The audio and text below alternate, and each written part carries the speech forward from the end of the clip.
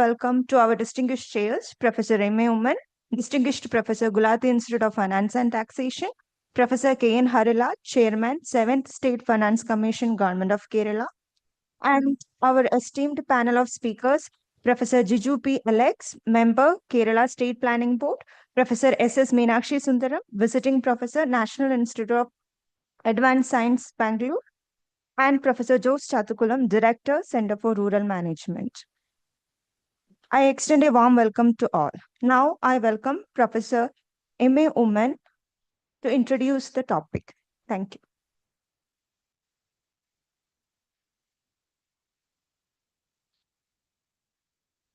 Distinguished friends, this public finance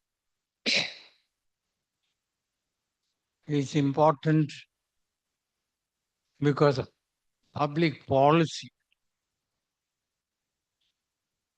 and is conditioned by it.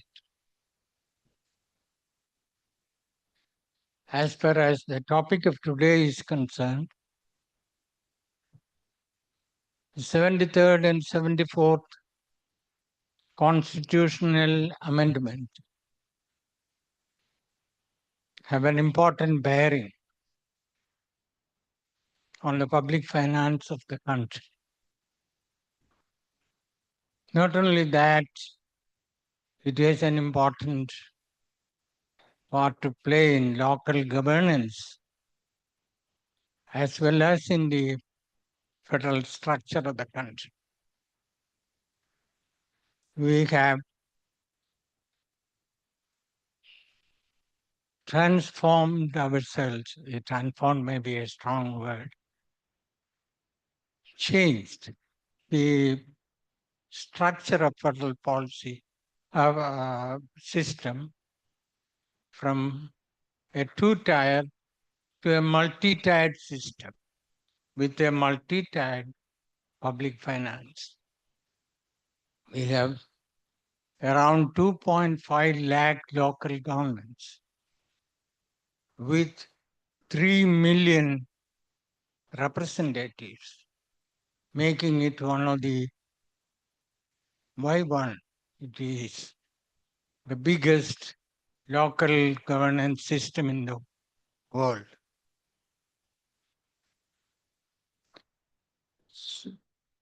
Having more than 3 decades,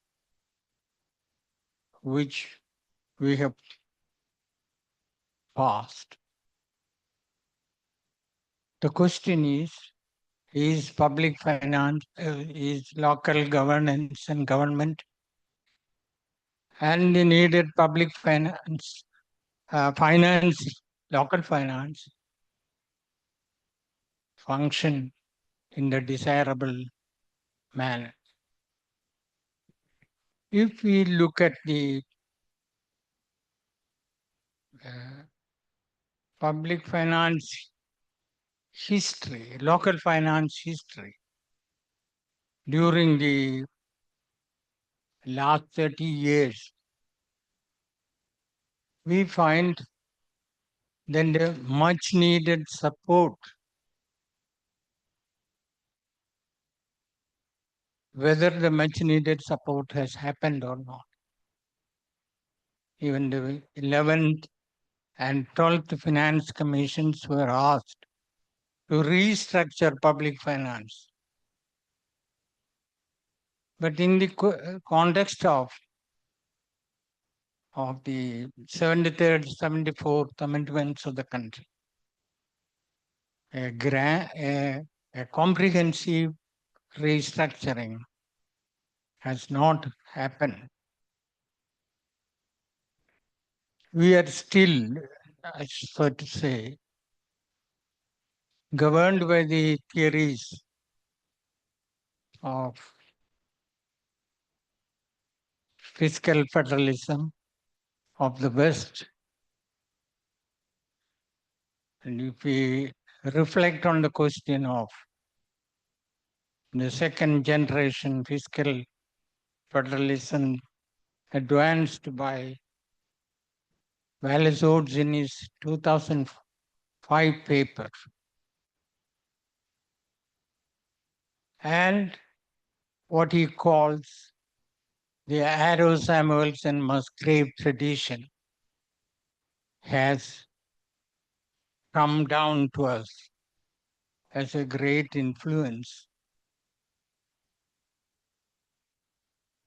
It has been based on the idea of market preserving federalism. And we have to we agree on the question of hard budgets and strain that is related to that. But even so, we have to admit the fact that the two amendments are far different from the spirit of the fiscal federalism of Arrow Samuelson Musgrave Oates tradition. We have before us a tradition of public finance where the concept of development with the idea of citizenship has not been part of the other fiscal federalism, where it is the consumer choice that is more important. The Indian fiscal federalism as vis-a-vis the 73rd, 74th Amendment really drive home this point of creating institutions of self-government and also that government planning for economic development and social justice and giving participatory planning, also giving space for spatial planning and so on, are really alien to the traditions of the fiscal federalism.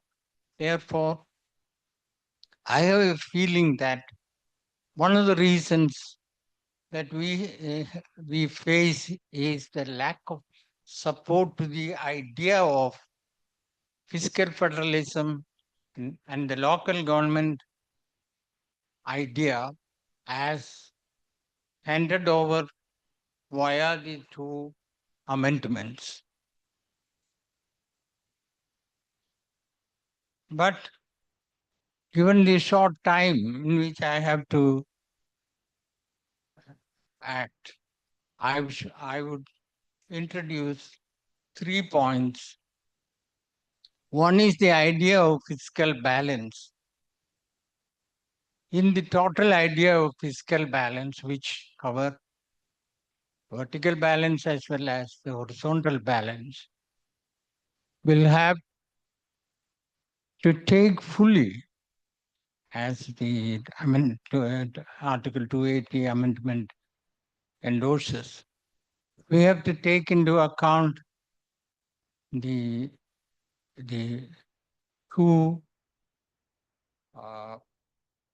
the very importance of local governance in the whole structure of fiscal federalism of India. Vertical balance, when we reflect on that, then the gap between the needs and revenue is so wide. 11th Finance Commission started and discussed it at length, and they could, in their devolution, give only 3.5%. But when we come to the 15th Finance Commission, we find that the vertical gap, need revenue gap, According to them, their transfer meets 23% of the needs of the rural local governments, whereas only 10.5% of the needs of the urban local governments. When we come to the idea of horizontal balance, it's still we are not able to provide the required equalization of fiscal gaps with the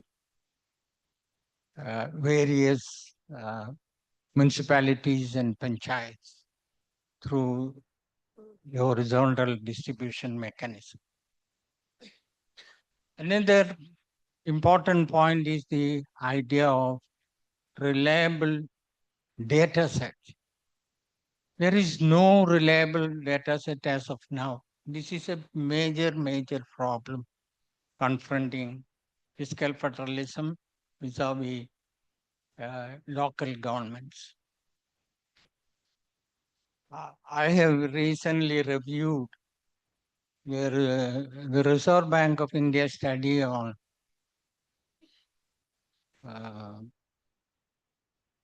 Grama Panchayats.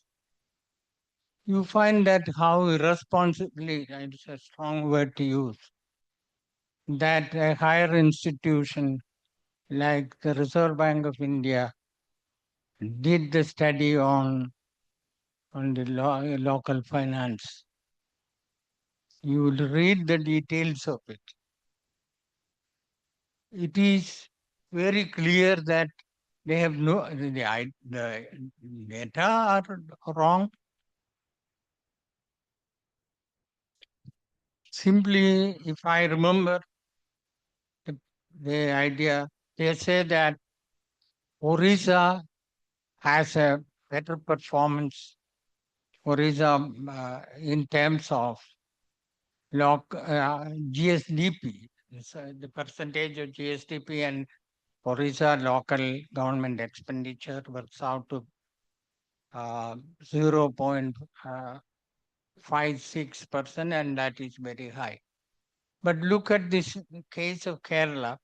If you take the whole period of the 30 years period of since the amendment, it is well above 1% evolution. And the year that they considered, 2021 to 22-23, and take into account 22-23, it is 1.56% of the GSDP that is being transferred.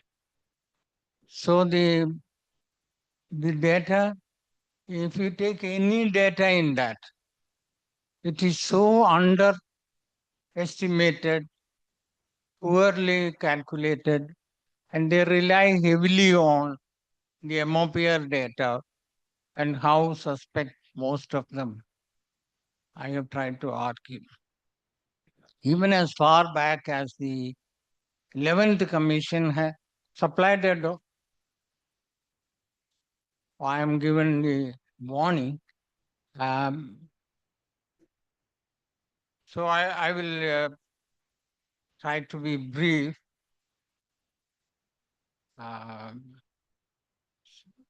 The lack of reliable data is still a major problem that we confront. Unless we have reliable data, we cannot make valid decision make. Along with that, another issue is the creation of institutions of self-government. How far are we able to do that? The study which I mentioned also has carefully or by ignorance, they do not consider property tax as important. Without property tax, the local finance in India, or for that matter, any part of the world, could survive. So the property tax regime has to be revived.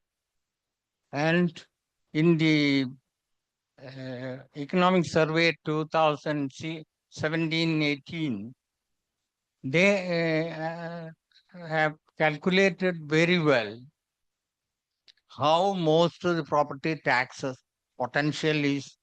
Why most? On a large measure, the property taxes are under taxed, and we have a tremendous potential of tapping. And the 15th Finance Commission eligibility criterion, therefore, is important. At least it is for the urban local governments. Even if it is for the urban local government, it should have been extended to all the rural local governments so that the tremendous potential of property taxes are fully exploited. And professional tax, always 95% people want resources from the higher governments and looking for that. And that is not the way to create self government local at the local level. So this is a prime requirement that we have to step up own source revenue of the local governments on a higher level. And because of my time limit, I am cutting myself short, and but tell you that local governments whose service potential was well demonstrated during the pandemic has to be tapped, and the government representative democracy in India is on a declining path. The sheet anchor of Indian democracy and the democracy in the world has to depend substantially on the strength of participatory local governance, which is the basis of the local governance principle of the two amendments. And we have to carry it forward, for which we need a stable public finance theory which will fully integrate local finance into this whole spectrum of fiscal federalism. Thank you.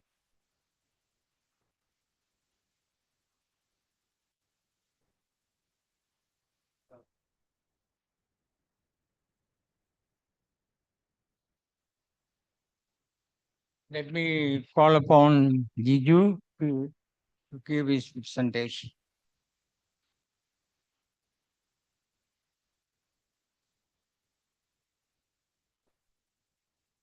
So, respected chairman, panelists, and all the participants of this workshop, I would like to share the experiences of Kerala and how the devolution would impact Kerala, a state which is always heralded as the forerunner in decentralized planning.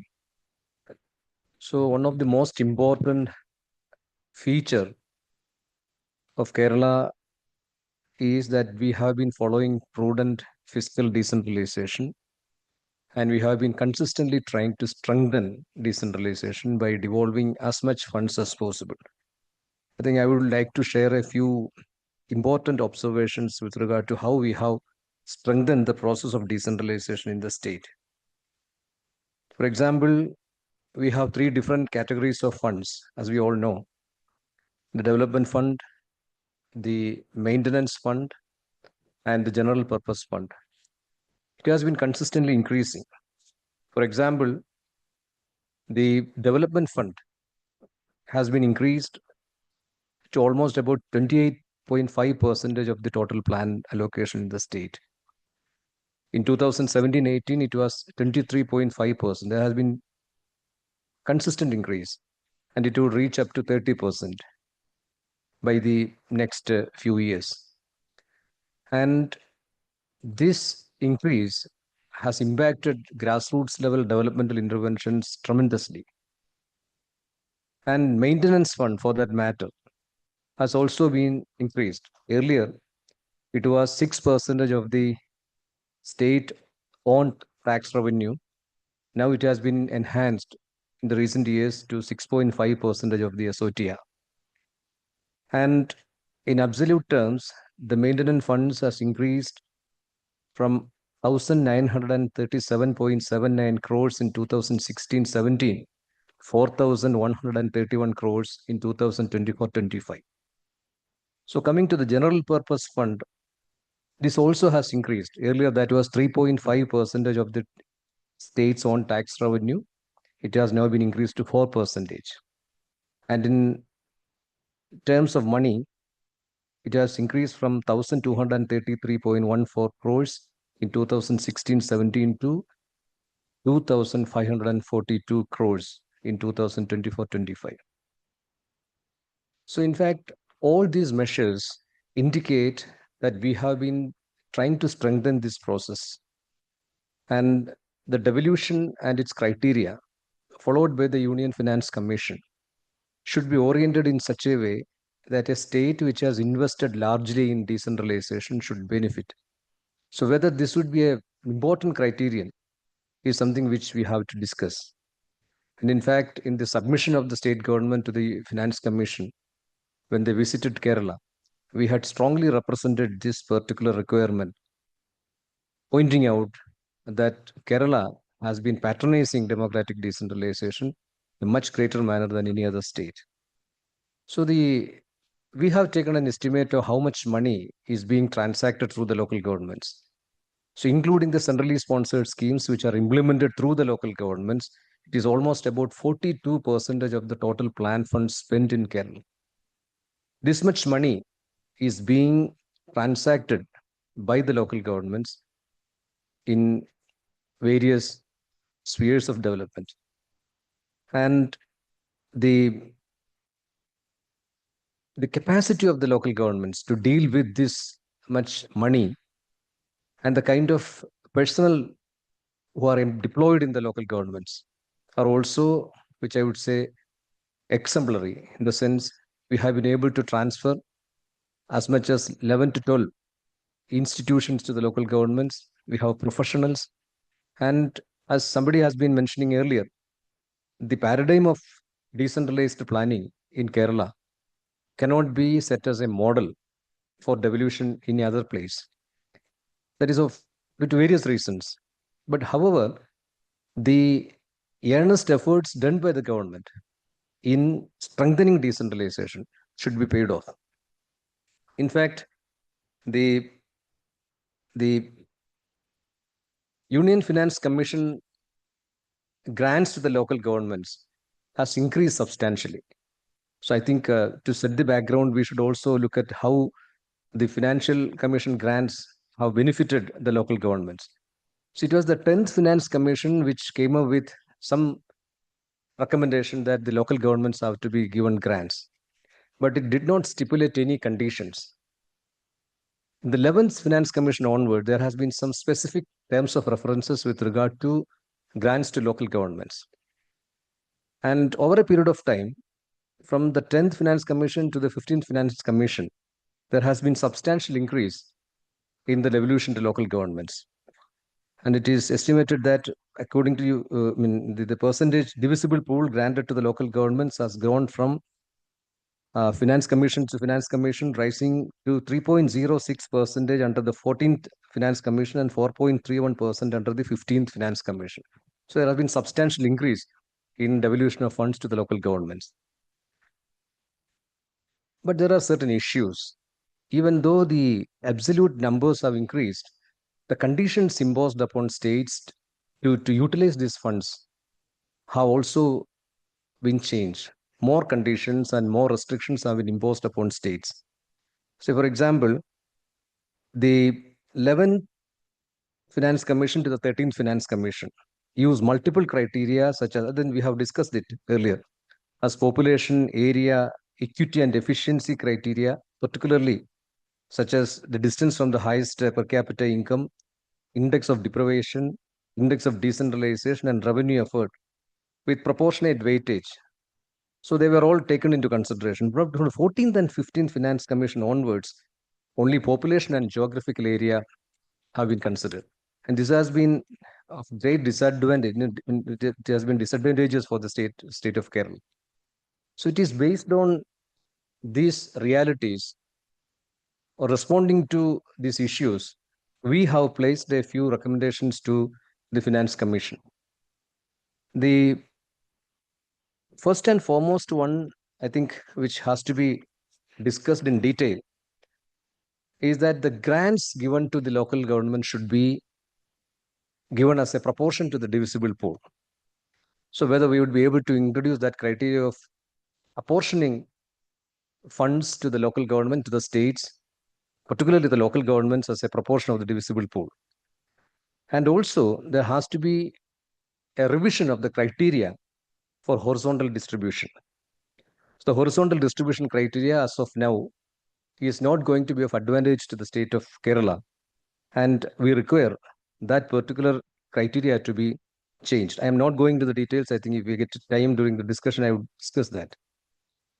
And most importantly, the introduction of specific grants like health grants to local government will have to be revisited.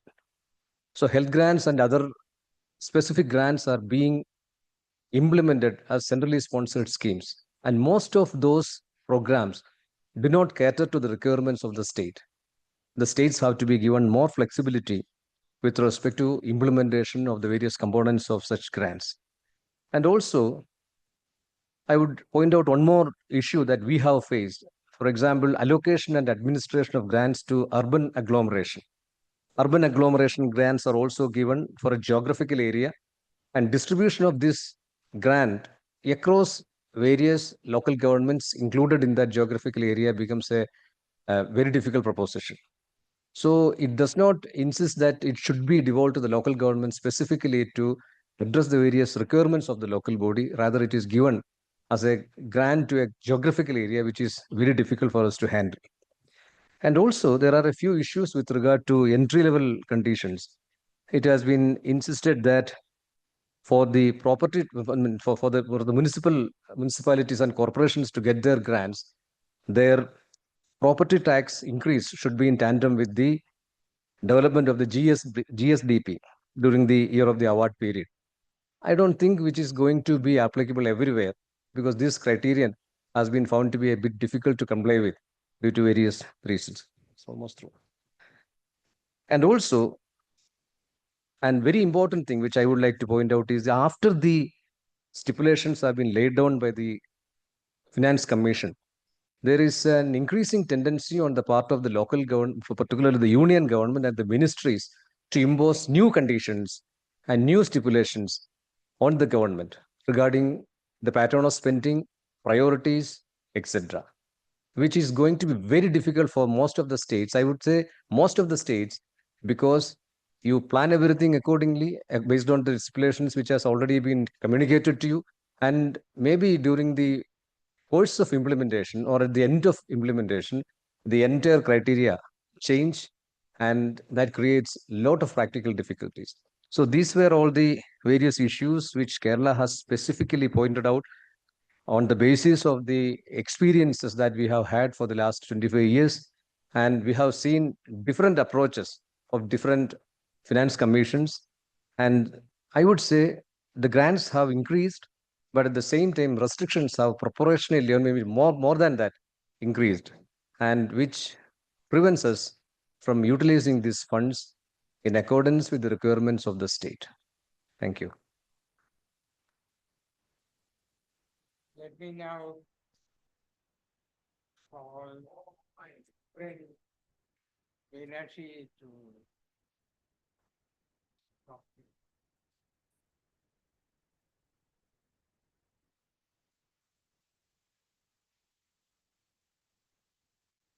Will you operate or keep it like this?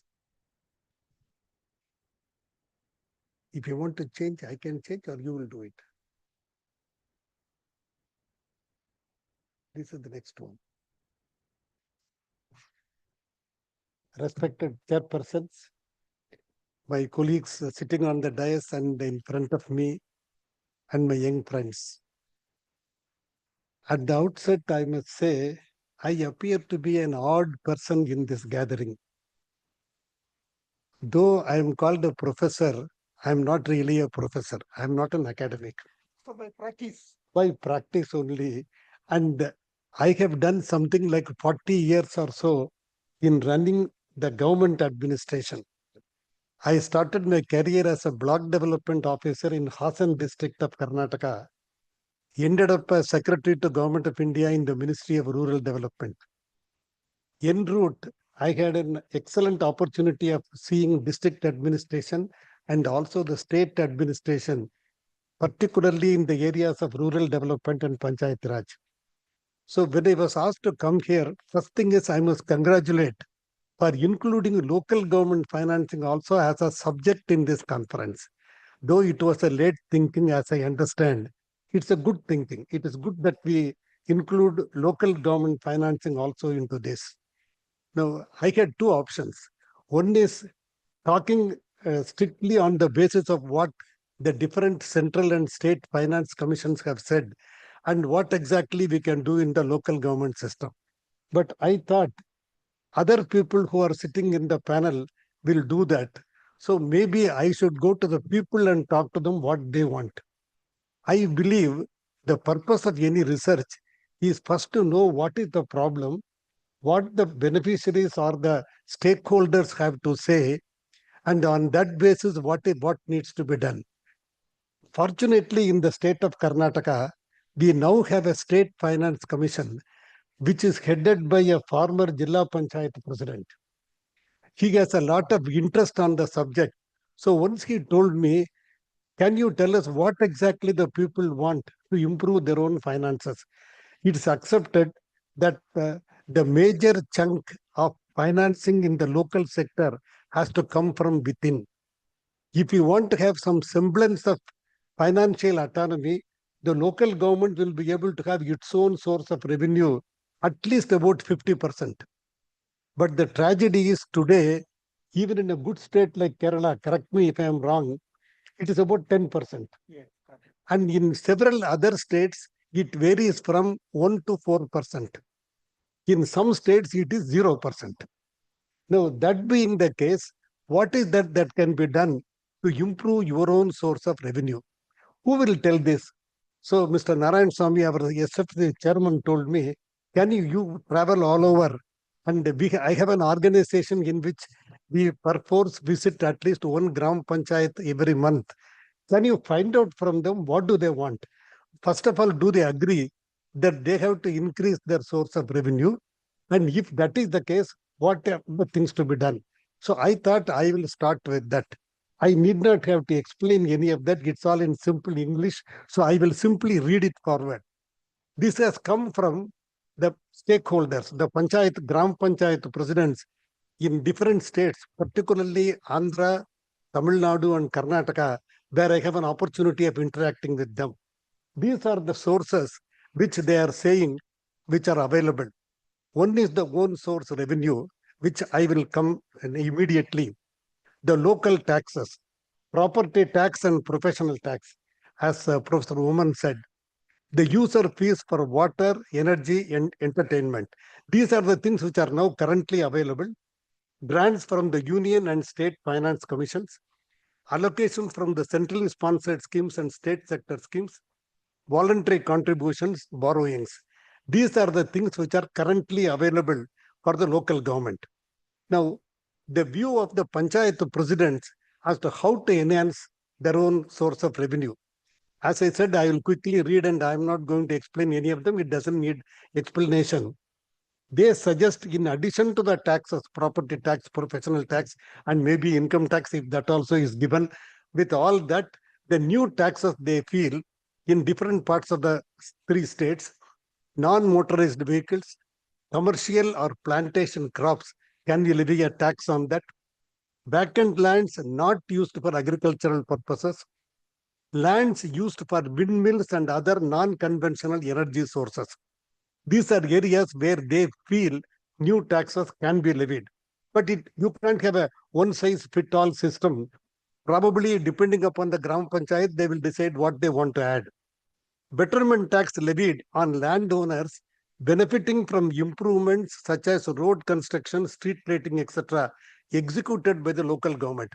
One panchayat chairman told me that we do all these things and their land value goes up. It's common sense. If there's an international airport is expected to come, all the lands around that will pick up in value. Can we not levy a betterment tax? Because the benefit has come because of our actions. Cess on land conversions from agriculture to non-agriculture. Surcharge and stamp duty for the transfer of properties within the local government itself. Some more. User fees for electricity, water supply, fiber optical cable, which also is happening now, mobile towers, and pipelines running within the local government jurisdiction, which is the case in Tamil Nadu as of now. There is a lot of objection for that. And collection of solid and liquid waste. Levying penalties for use of plastics. Levying a charge on hospitals, health centers for collection and disposal of medical waste. Collection and selling of plastic waste for road formation by the PWD. You collect the plastic waste and sell it to PWD for road formation. Then letting local citizens participate in development works within their locality, either in cash or kind, with the LG supplementing their efforts. Actually, it will be done by the people and the local panchayat will help them. Now, again, another set of ideas came, that is, we in the government are talking about developing one crop in one district. If that is going to be your development strategy, can the local government set up micro or medium enterprises utilizing that produce, or encourage local entrepreneurs to set up such enterprises within the local government jurisdiction? In fact, in China, this is a very common thing. Most of the panchayats run their own enterprises. Suitable models for public-private partnership can be evolved by the higher level governments to guide the local governments in those efforts. Another interesting point was voluntary contributions can come from non-resident Indians. It will be of great use in Kerala. May be encouraged by letting them participate in the Gram Sabha meetings through online portals. That will give them an idea that they are also part of the panchayat. They will know what the problems of the panchayat are. They may be willing to give some money for a specific purpose. So these things which can be tried. This is what normally they say. Now, this is one set of issues, one source revenue. There are two other sources which I mentioned. One is the finance commissions. There has been enough discussion on the Union Finance Commission. So there is no point in my repeating all that. Whatever has been discussed, we will take it as accepted. Now, the problem is with the state finance commissions. As my friend Govindra was telling me a few minutes ago, they have become more or less political bodies. Except perhaps in Kerala, in most other states, I see the SFC chairman who has nothing to do with local governments at all. In one state, I saw a regular professional lawyer who has never handled the subject of development. A criminal lawyer was appointed as the chairperson of the State Finance Commission because they have their political compulsions. So you have to find a person and you put one officer from the government, civil servant, maybe a retired IAS officer, and another person from the retired finance side. That is what has happened in our state also at the moment. So you fix it up like this.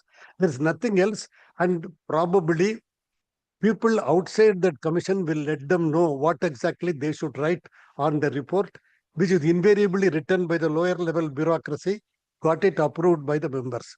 So this is one major problem with the state finance commissions. But there are very few exceptions. What are the issues actually which people feel? A panchayat president says that these are our problems. Delays in constituting the SFCs, poor choice of SFC members, non-synchronization with UFC. This is a major point. When we wrote the constitution amendment, I was a part of that team. We specifically put that the Union Finance Commission will look into what the SFCs have recommended and then accept or reject. That's a different story. You have to do it. I'll finish. Now, local fiscal, but the problems are there are lack of capacities and local fiscal and other data inadequacies also, which is discussed about this. And the worst thing is Most of the state governments do not respond to the report. No ATR, only when they accept or reject the question of action taken report comes, it is not there. But what is the solution? There are only two things. One is there has to be a public demand from the local governments. Unfortunately, I find no local government is saying we want an SFC because they think that these fellows are in any case useless. What is the point in fighting for that? And the state government also, political will is not there. The previous commission report is not read, not accepted, not rejected. Then why constitute one more commission? So this is what happens in the field. Now, one other thing I will say, with that I'll stop. The other point is about the centrally sponsored schemes. And as of now, it contains something like about 30%, I understand, of the money comes through the centrally sponsored schemes. In principle, the difficulty is centrally sponsored scheme means the idea is decided by the central government, pushed it down the throat of the state. If you want to join, we will give you 70%, you give 30 or reverse. So it is somewhere the decision is not taken at the state level or at the local government level. It is taken somewhere else. Local governments will be reduced to implementing agencies and not planning agencies. Now, these are the very quickly I will mention this creation of parallel bodies to implement the schemes. Ideal example is the NRLM. There is a rural mission which has got its own line right from the bottom. Delays in the release and communication of central assistance, which leads to delay in implementation. The procedures are extremely cumbersome. You will put a condition on audit report which will never come. And sometimes what they have said may not, because you have to prepare for the whole country, there will be a common denominator which may not be acceptable to a particular state. How do you deal with this? As a matter of policy, avoid creation of parallel bodies. Second, even when they are created to meet any donor obligations, we have the World Bank saying that you must have a separate SPV for this. In such a case, such bodies must be chaired by the elected chairperson of the relevant local government and not by the district collector or by the secretary to government. The other point is we in the bureaucracy always prepare procedures and give solid, bulky manuals. That we say that this is only to guide the panchayat, but what really happens in the audit department is it becomes the law. And if you do not do it, there will be an audit objection. So it is better not to have a bulky manual. Write down only some 3-4 pages and leave it to the people. That way, I am very happy with the conditions put on the present Union Finance Commission. It is better to leave it vague. As a person with the experience of running the government, I can say when things are vague, you can do a better job. When things are put clear, many a times either you cannot do it or if you do it, you may get into trouble. I think I will stop with this. There's one other point which I wanted to mention. There is a general feeling in our country, if you work hard, you may get punished.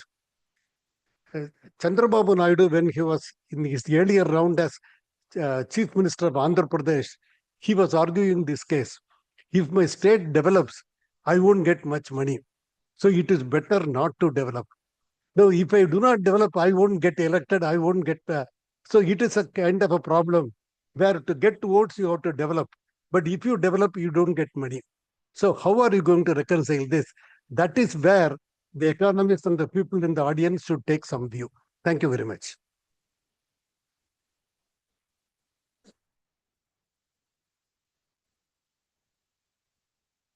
Let me call my good friend Joe Capital.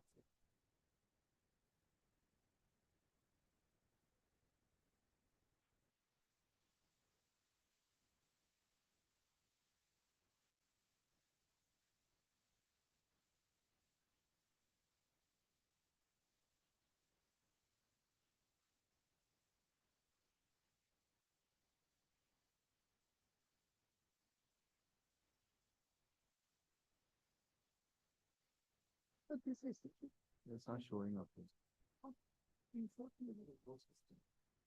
This is the one.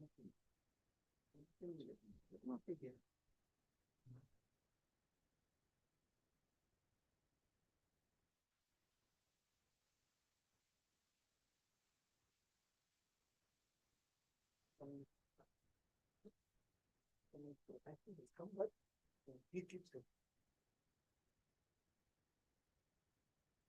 Normally there are no issues. Yeah. It has come there actually. It has come there.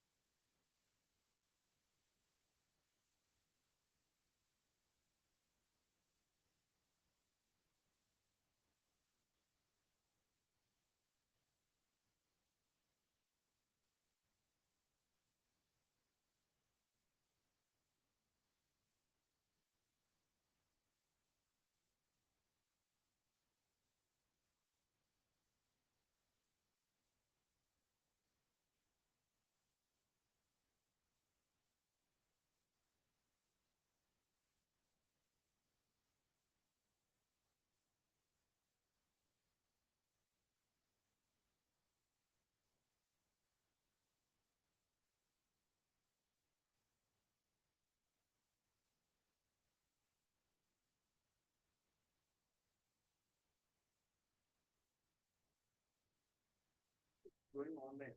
Okay.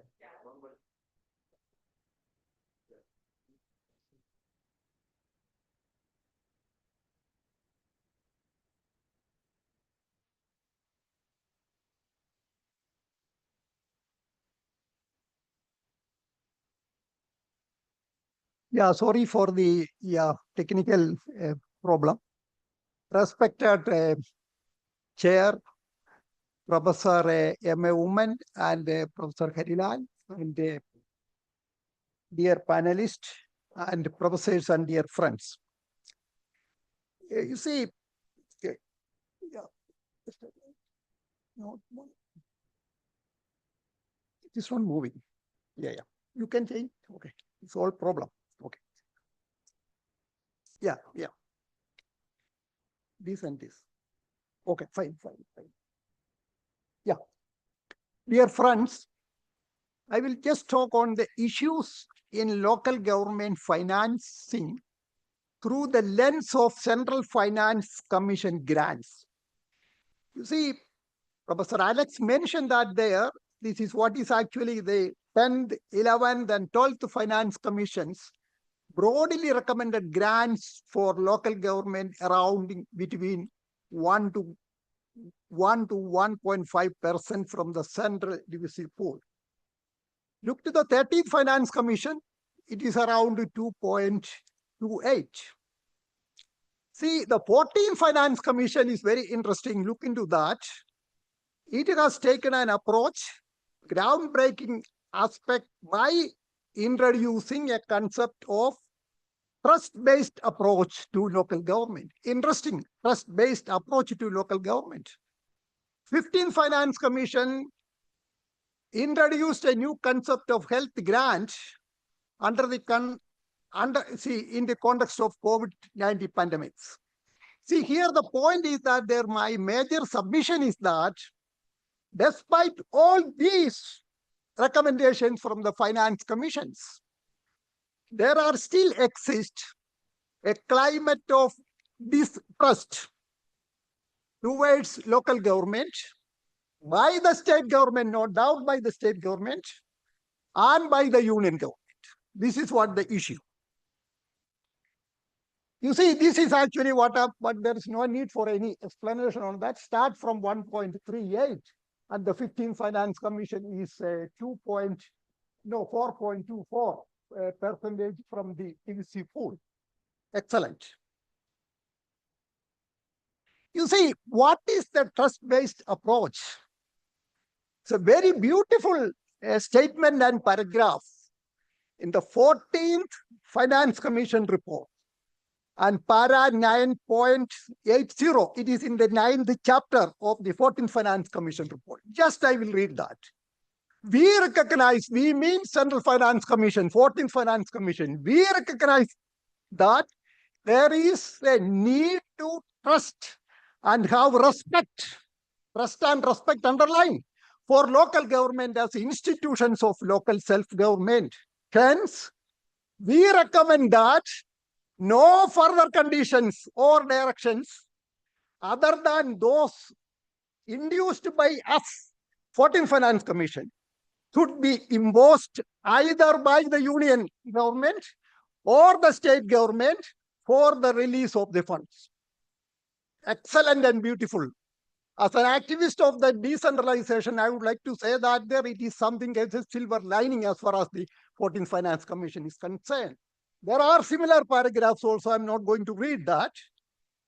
The 15th Finance Commission also, while granting the health grant, it mentioned, it might have been copied from that beautiful statement and sentence from the 14th Finance Commission. 15th Finance Commission made that there no conditions or directions other than those directed by the Finance Commission should be imposed either by the union or the state government or any authority for releasing the grant for health. See that there. This is what I say, that there a kind of a trust-based approach in this country. Central Finance Commission, very particularly 14th Finance Commission and 15th Finance Commission, they said that there we have trust as far as the local government is concerned, and we respect their autonomy and all things. This is what their beautiful kind of a statement from the 14th and 15th Finance Commission. Look, actually, lack of trust-based approach. You see what happened? Central government itself has made attempt to dilute these conditions. What happened? Look to the next one. For instance, Ministry of Finance and Ministry of Panchayat Raj introduced Grama Panchayat Development Plan, GPDP. Someone would like to say that this is actually extension of copying of what is happening in the People's Plan campaign to Delhi. I don't know. But this is actually kind of introduction to the conditionalities as far as the national, the Finance Commission, the Ministry of Finance, not Finance Commission, Ministry of Finance and the Ministry of Panchayat Raj. You see what happened? Here the imposition of GPDP is an additional conditionalities imposed by the central government upon Panchayat and states and those suggested by the 14th Finance Commission. This is what they are. You see, I'm just taking 4 very progressive states from the south. As far as the devolution index is concerned, as far as the devolution is concerned, no doubt all these 3 states one should appreciate because of the devolution in terms of finance, functionaries, and functions to the Panchayat. But what happened as far as the Kerala is concerned? See, Kerala, what they did. See, Professor Alex mentioned that there we have certain kind of funds. You see, development fund. You take the development fund. What did actually there? They actually merged the development fund and the plan fund together. Somebody will ask, what is wrong in it that? See, the problem is that they are, as a result, these funds were transferred to that treasury account of the Grama Panchayat in Kerala instead of depositing the bank account of each Panchayat. See that there it resulted so much of delay in releasing the funds. Moreover, Panchayat lost the grants and interest rate which would have been accumulated on it. While doing the field work, I was in a Grama Panchayat in Kerala. I inquired about the Central Finance Commission grant. Panchayat president are not in a position to say that. Why? Because they got only a kind of intent in the sense that this much of fund is there in the treasury. Immediately from there itself, I have given a talk to some other Grama Panchayat in some other states. They could say that there, as far as our thing is concerned, this much of fund we got from the Central Finance Commission there. I'm not going for any kind of details on that. Yeah. This is actually what happened, not my statement alone. The report of the Controller and Auditor General of India on local government institutions and the Government of India made this time. 14th Finance Commission were mapped in the devolution fund devolved by the state. This is what there, as far as Kerala is concerned. One side, we all appreciate the decisions, progressive decisions by the state government, no doubt. But this is also happened as far as the Kerala is concerned. You take the next, another state, Tamil Nadu. I did lot of field work for the Tamil Nadu. I have seen that there fund is there in the panchayat, but they are not in a position to touch that fund. I asked what happened. They said, you see, we have an account number 2. It is here. This is what the account number 2. Account number is 2 there.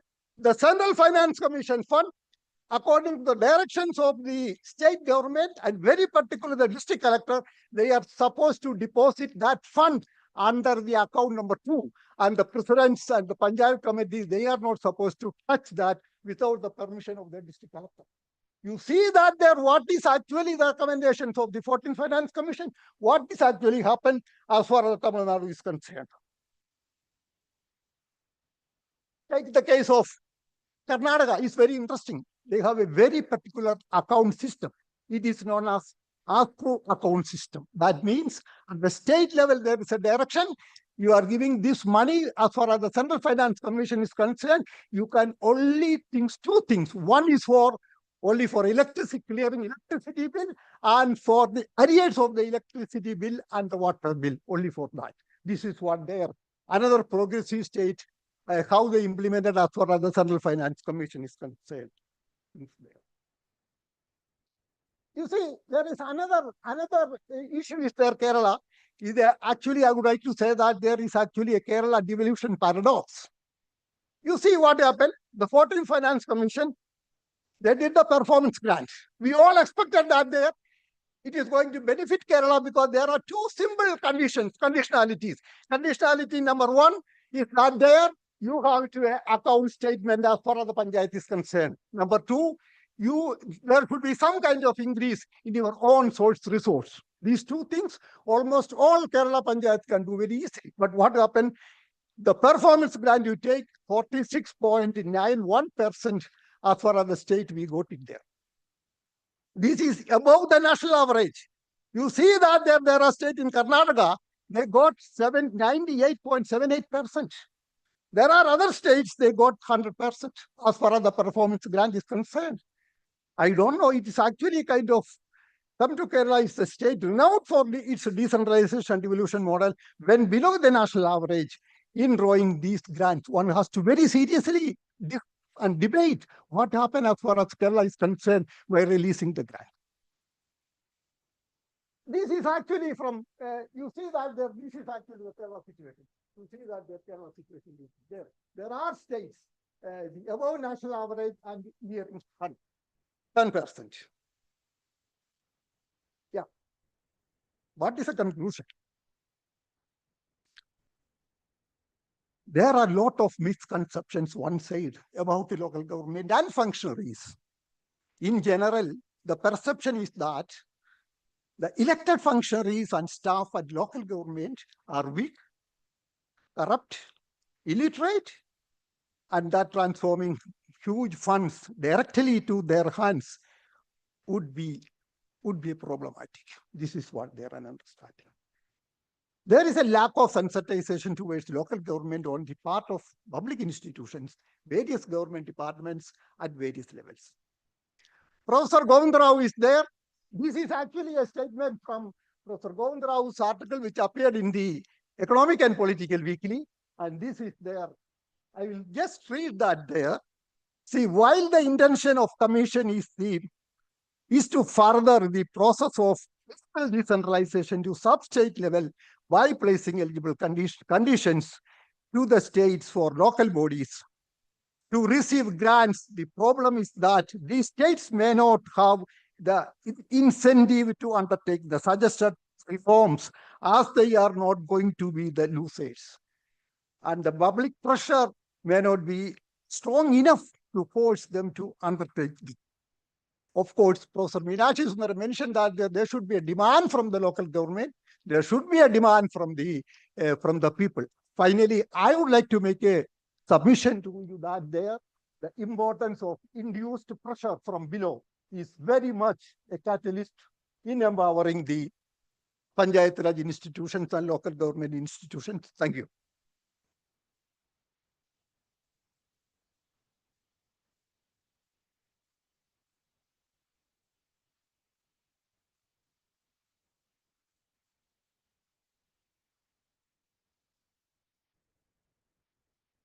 Friends, In fact, this is the fourth day of a national seminar.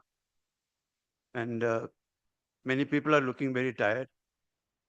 And in fact, one of the co-organizers, a great friend of mine, Professor Joseph, who is always full of energies, he is also looking a bit tired.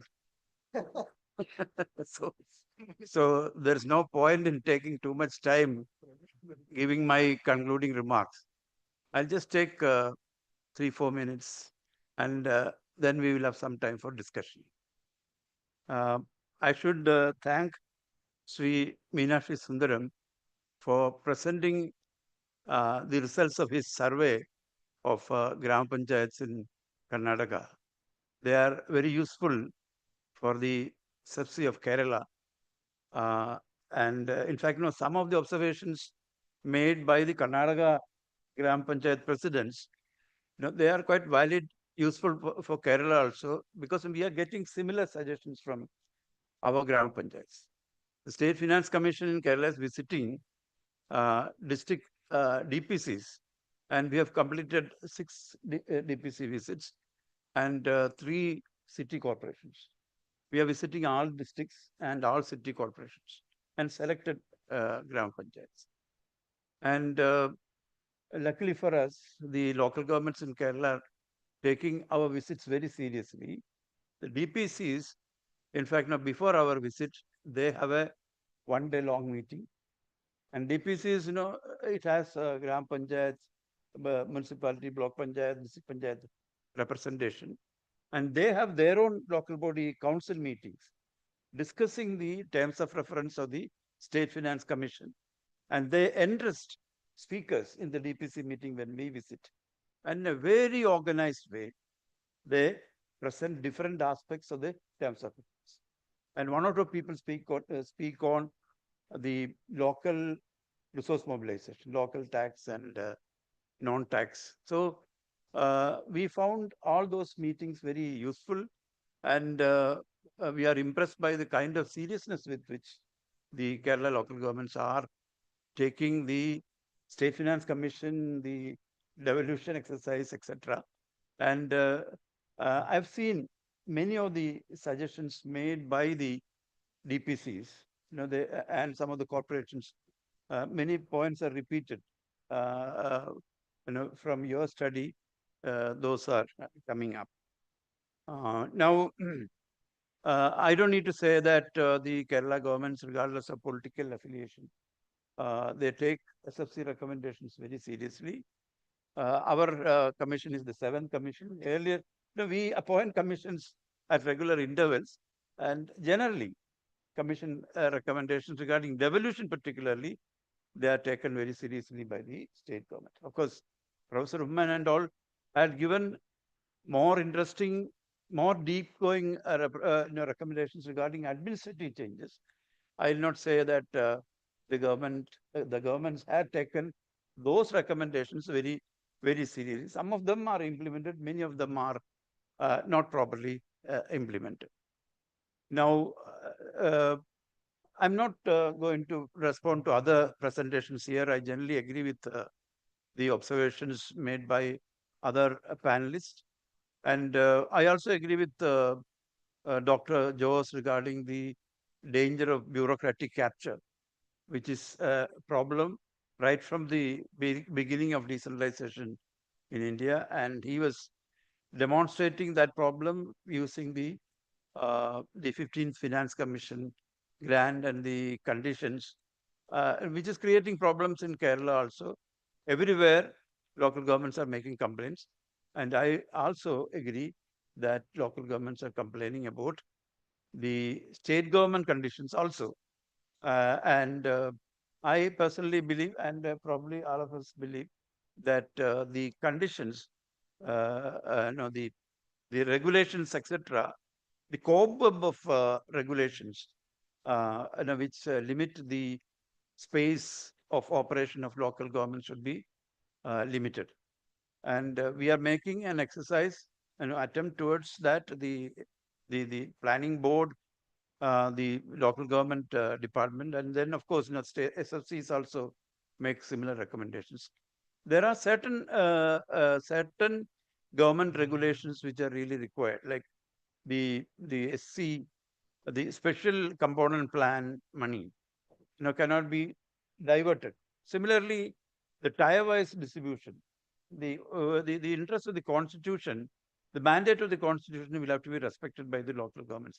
Many of the conditions are related to that. Regulations are related to that, but there are so many other things which should be edited down or removed.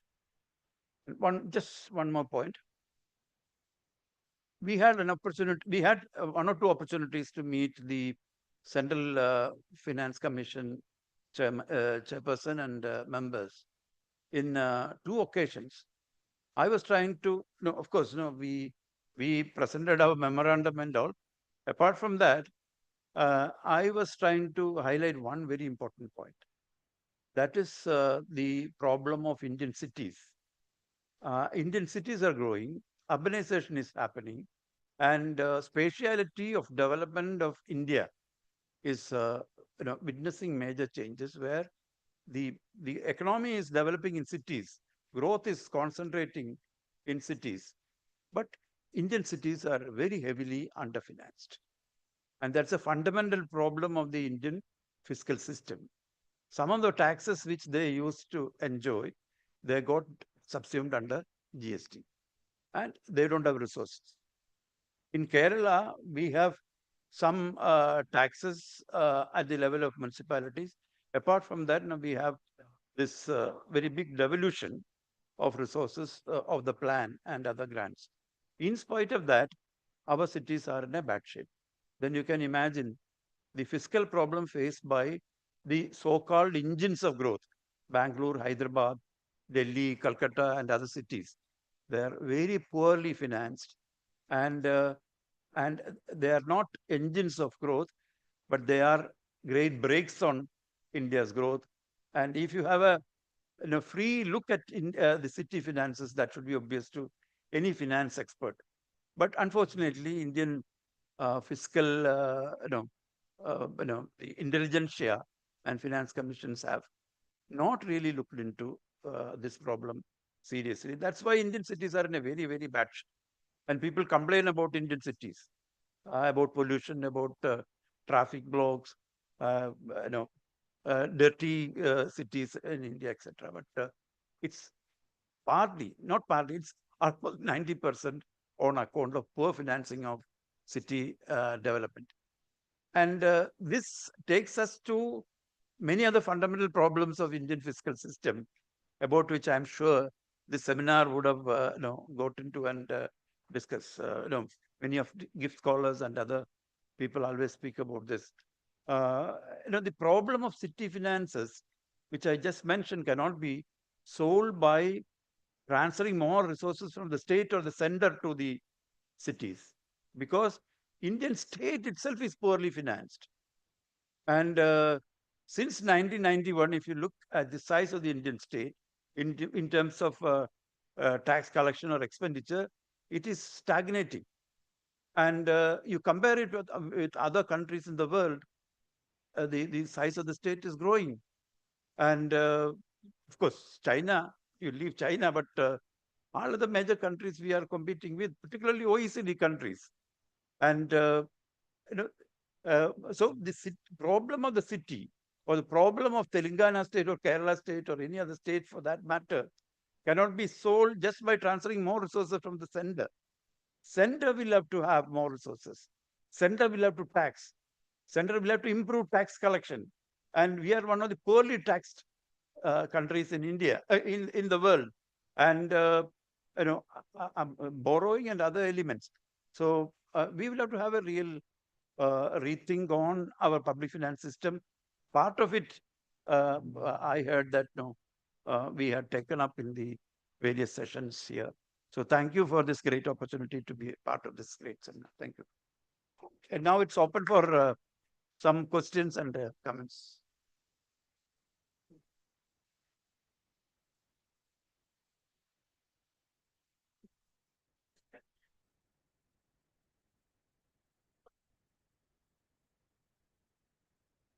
Uh, Thanks for a very excellent presentation. I think coming from the perspective from two states, and of course, Jos the Taklam has given what has happened elsewhere as well. But both Karnataka and Kerala, very experienced people who have done quite a good amount of this thing with the grassroots sort of level experience.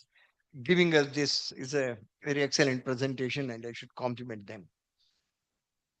Now, one thing that I'm basically a man who is unrealistic, and therefore I'm called theory man. Any theory is unrealistic, but whatever it is.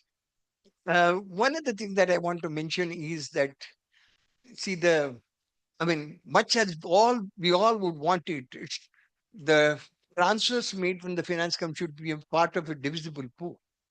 It cannot work in the constitutional framework, because there are, in fact, the fact of the matter is, the Union Finance Commission doesn't have to give the grants to the local bodies.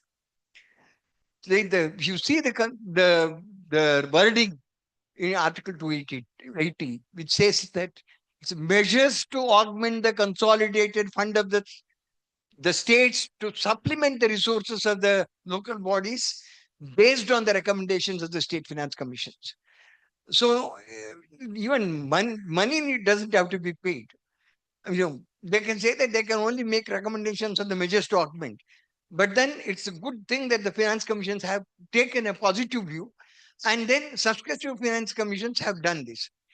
In fact, the 13th Finance Commission referred the matter to a legal committee, the experts, to see whether they can give it as a part of a divisible pool. The committee came and said that you cannot do this with the existing constitutional scheme of things. But then, of course, Kelkar was quite enthusiastic. He said, I will sort of give it as a part of the last year's divisible pool. Last year's share of a last year's thing. So, one has to be careful what we really talk about. So, that's one thing. The second thing is there is a basic contradiction in the constitutional amendment. I call it a birth defect. The basic constitution is that on the one hand, I've written on this extensively. On the one hand, you say that 73rd and 74th Amendment local bodies should be considered as local self-governments. And then you have a schedule 11 and 12, which basically says these are the items which the states may, please use the word states may transfer it. They can also transfer other functions. It's not that they are required to transfer it. So the functions of the local bodies is not clearly defined anywhere. The third thing is, you go to the state, 7th schedule, the state list, entry number 5 is that the state government will basically be responsible for the local government things. Now, if the state government is responsible, how is it that this 73rd and 74th Amendment saying that this should be local self-government? That works. So there has to be some, funds, functions, and finances are the three things that we say that we need to have. Where is the functional clarity? Where is the fund clarity? Where is the functional, functionary clarity? I think there's a bit of a contradiction there. And Mr. Sundaram, I just want to say that, about the appointments and all that, which I discussed with you. In Tamil Nadu, the serving secretary of the government is made as chairman of the finance commission. Now, I don't understand then why you need a finance commission. I also want to say the following. See, if you see the article 243I and subsequently for the other thing, which says that it is the governor of the state shall appoint a finance commission within 5 years of 1 year of the commencement of this, and after every 5 years. Governors do all sorts of other things. But why is it that the government doesn't remind the state that you have to do it? In this connection, I also want to say, in the NIPFP, Manish Gupta has been doing a lot of work on the functioning of the State Finance Commission. He has been publishing. I think there's a lot of problems that the State Finance Commissions have been highlighted by him. On the climate of mistrust, I want to say one thing. Anyway, you quoted me and I own it, whatever I said. But the point is, if if the bureaucracy or the central government of the central or the state government comes up and say puts additional conditions, and if the finance in Article 80 says the commission will submit the recommendation. Article 81 says that the recommendation shall be sent to the president, who will cause it to be placed in the parliament with the explanatory memorandum by the union government. Once it is placed saying that I accept this recommendation, then if on top of it, if they start making the conditions, why is it that you activists or the panchayat representatives or the urban local bodies representatives, why is it that you did not go to the Supreme Court of India and say, why is it that the union government is doing this? I mean, I think that's why I said that you need to have some sort of a demand-driven decentralization if you want the centralization to succeed. Thank you. Excellent.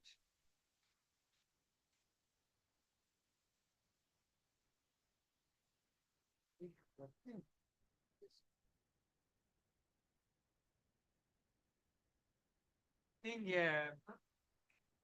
some of our students should also come up with small comments and questions.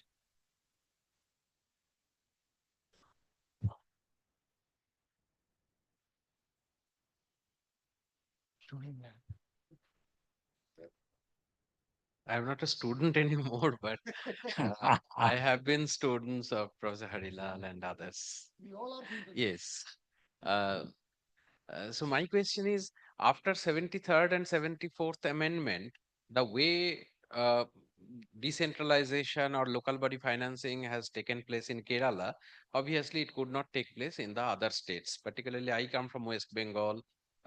Political decentralization has happened to some extent, to a substantial extent, I would say.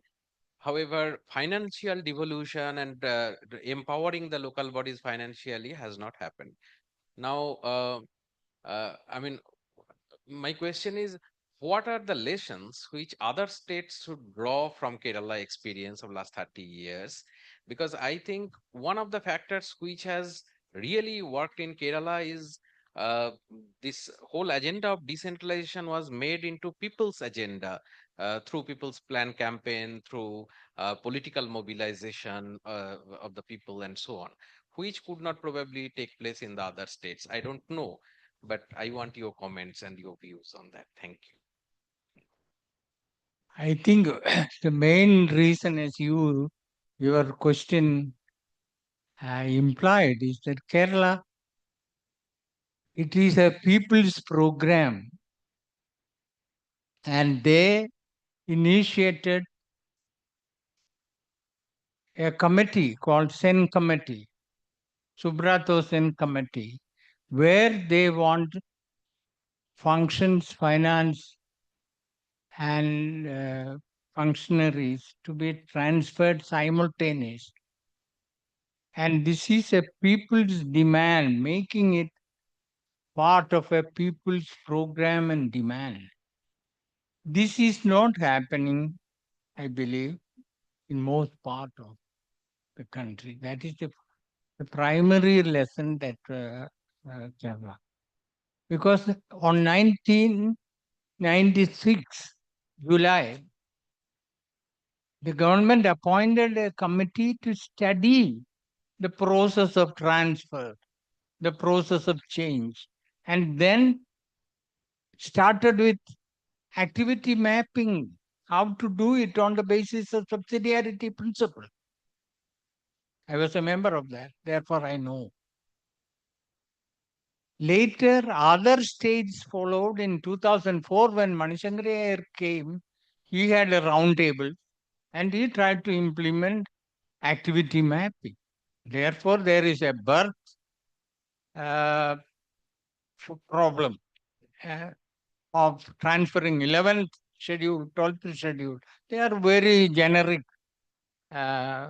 items, but they have to be reduced to activity mapping. So we did it and others follow. And therefore, the political will is the key issue.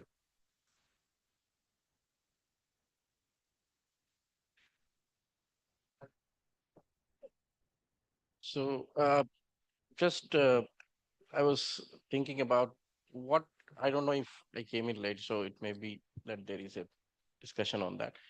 So now that we have completely tied up the states in terms of ability to raise their revenue through GST and all that, can we think of empowering the local bodies, because the local bodies still have some scope to you know generate some revenue in terms of different kind of cesses and charges, because these bodies are supposed to provide services and there's a scope that can generate revenue and that can create some space for states in fact to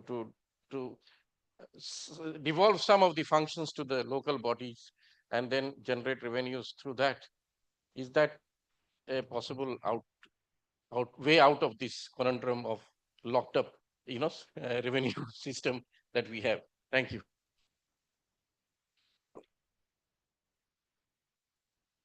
Yeah, that's a very interesting question. Of course, no, there is this constraint on local governments and on the state also. But then, as many presentations here pointed out, uh, within the local government, given the act and the constitutional provisions also, there is some room for improving mobilization of resources. In the previous session, Madam was speaking about use of technology to improve property tax collection and other collection of other taxes. And Mr. Meenakshi Sundaram was explaining various ways of mobilizing resources as suggested by the local level leadership. And in fact, now we are getting similar feedback from local governments in Kerala. There is considerable scope for improving local resources, and there should be a serious effort to mobilize more resources. But then, of course, the basic demand will continue that the devolution should come from the center to the state and from the state to local governments also. And personally, I will still, and I think that the Indian state as a whole should be able to mobilize more resources at the central level and through various means, so that it can lead the government in a the country in a very competitive world where states are increasingly playing a lead role. In the previous session, Parmesan was mentioning about the coming back of industrial policy. Everywhere, states are becoming active, and India cannot really be a passive witness. So in fact, with regard to your question, robust implementation of certain technologies, particularly GIS-based technologies to enhance demand generation, would itself increase the resources of the local body substantially. In a few cases wherein we had tried this, there has been almost about 30 to 40% increase in the on resources. So particularly in the particularly in the urban local bodies. So your demand has to be generated meticulously, not leaving out the various sources. So that is very important. And technology would be of much use in doing that.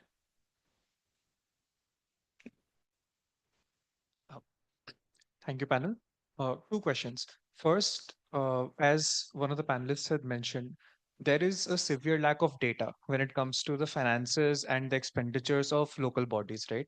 So, what sort of steps should states take to revamp their data systems? Because today, if we look at RBI data, which is the latest in terms of municipal finances and local and Panchayati Raj finances as well, Kerala is probably one of the worst performing states as per that, because I was working with the data a few days ago, and the insight from that was total local self-government expenditure in Karnataka for all the Gram Panchayats combined, total transactions that have been paid or the expenditures that have been made at the Panchayati Raj level are only about 1,000 crores, right? Which is around 1% of the total revenue expenditure of the state, right? Maharashtra, on the other hand, is the highest in this category at around 35%, including BMC, which is the large chunk, but also in terms of the other self-governments. Now, the problem is there is a data problem.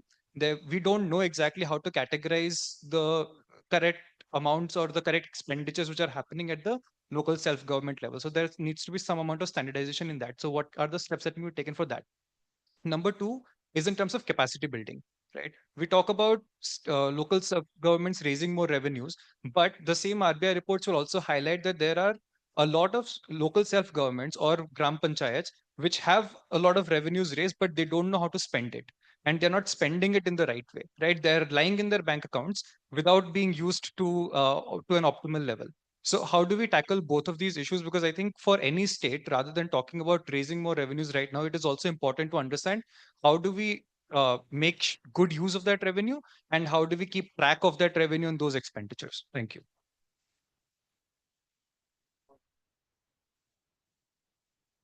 It was really blissed listening all of you, and it was great learning. And unfortunately, I couldn't work in this area, but as a layman, two comments.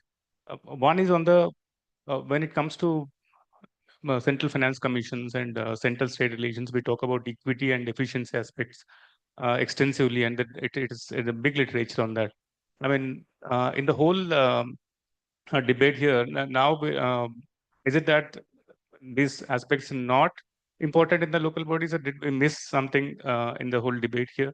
That is a one point, and probably the presenter who asked the same question also looking about the efficiency of the, because they're parking the funds but they're not utilizing it, basically inefficiency. So that is partly this overlaps. Can you repeat your first question first? Yeah, the question is when it comes to central finance commissions, we talk about efficiency and equity to larger extent. But when it comes to local bodies, maybe this debate is not taking place much. So that is the first point.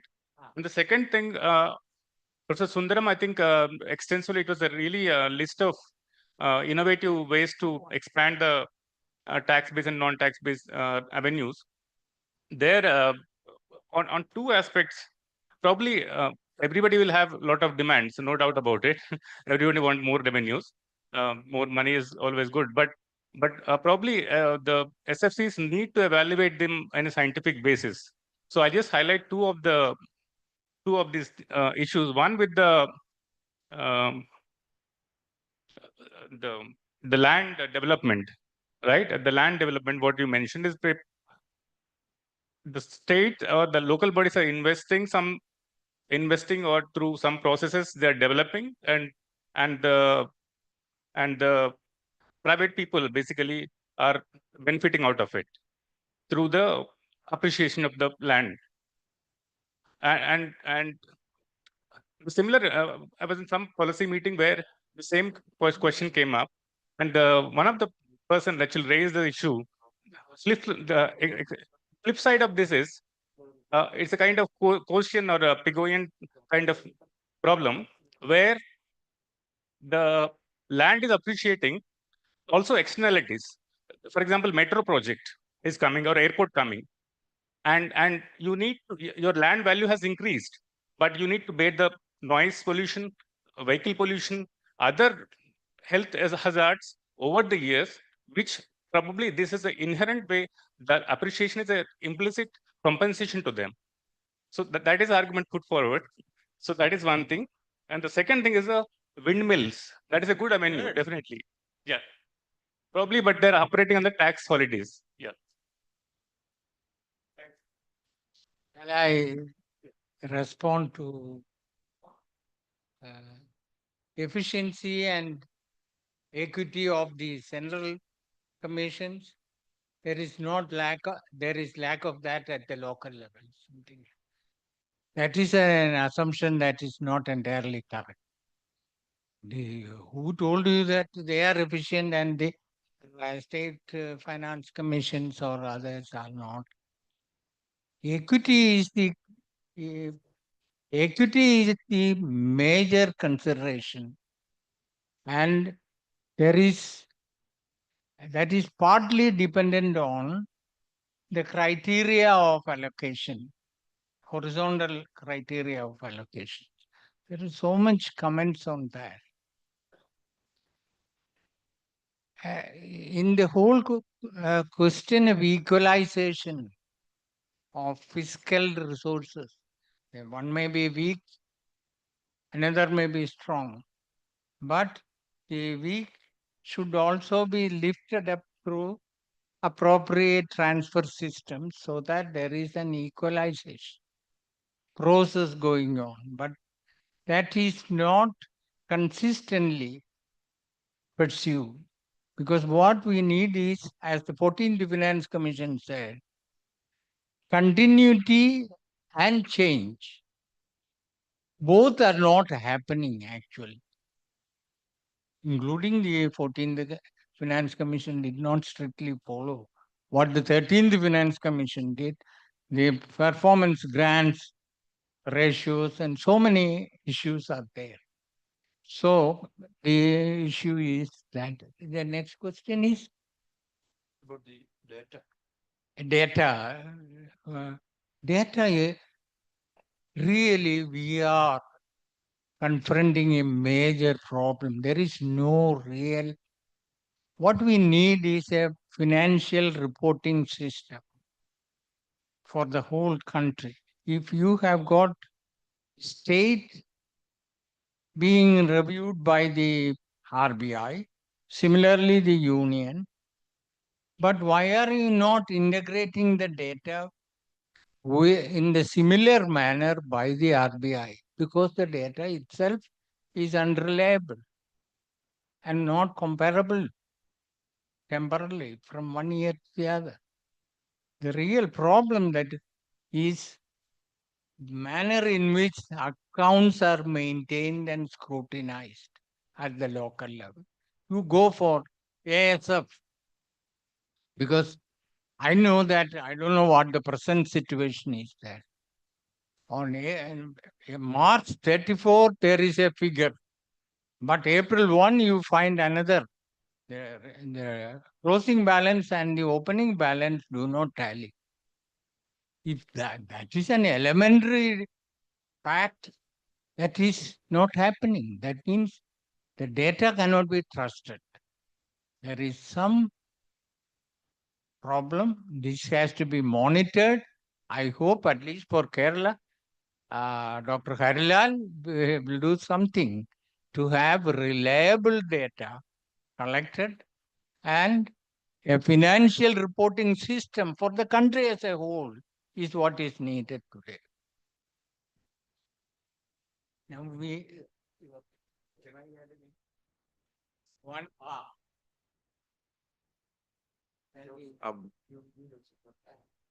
I'll just make a quick statement and you can draw your own conclusions.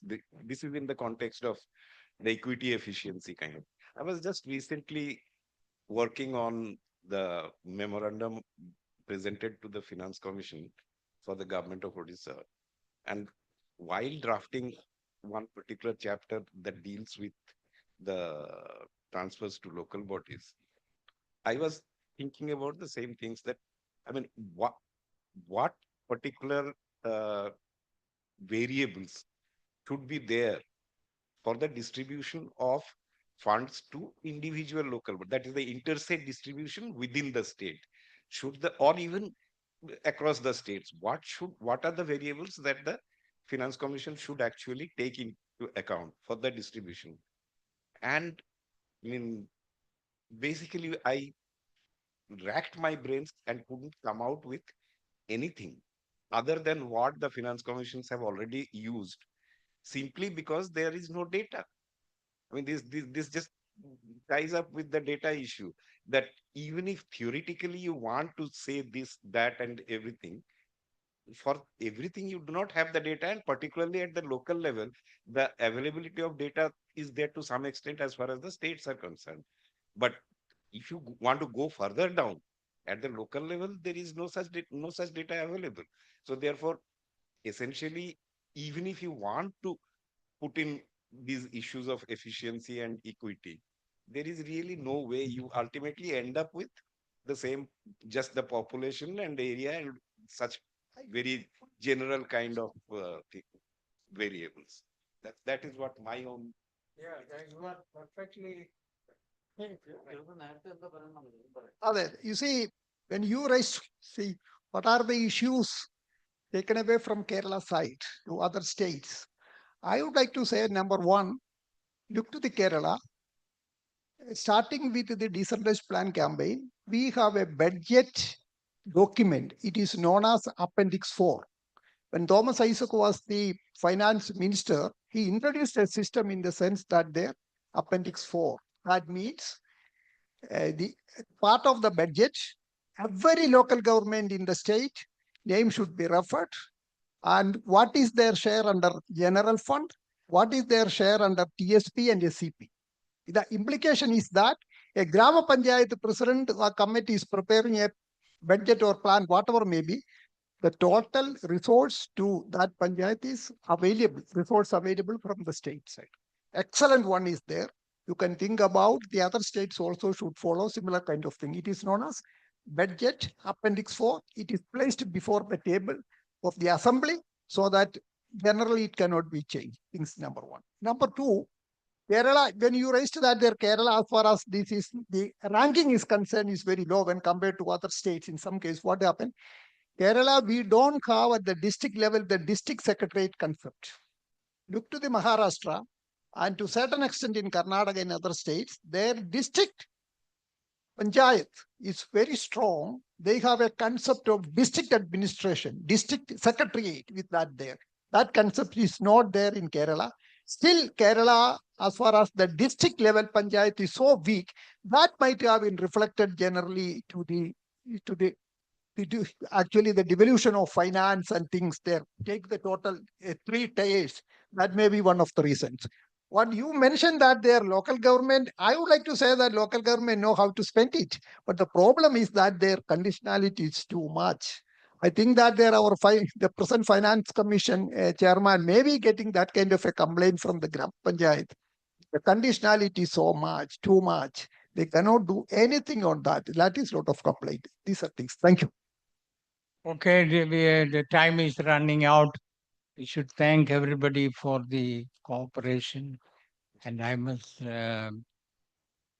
say, to correct the point, that Appendix 4 has been approved by the 13th Finance Commission's recommendation.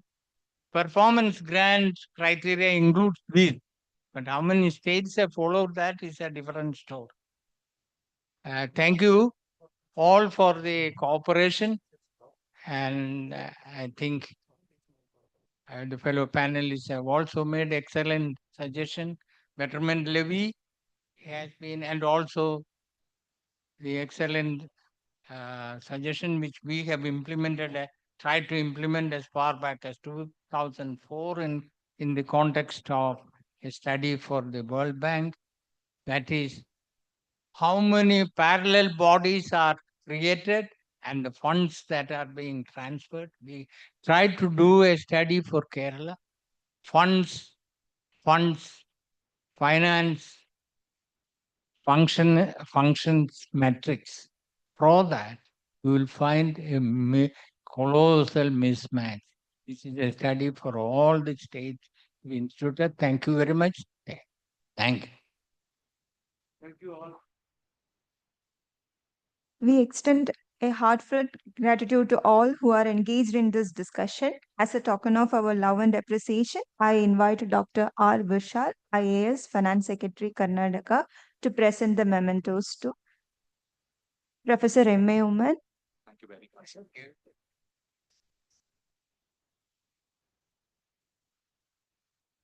Professor K.N. Harilal, Professor Jijupi Alex, Professor S.S. Meenakshi Sundaram, Professor Jose Chatukulam.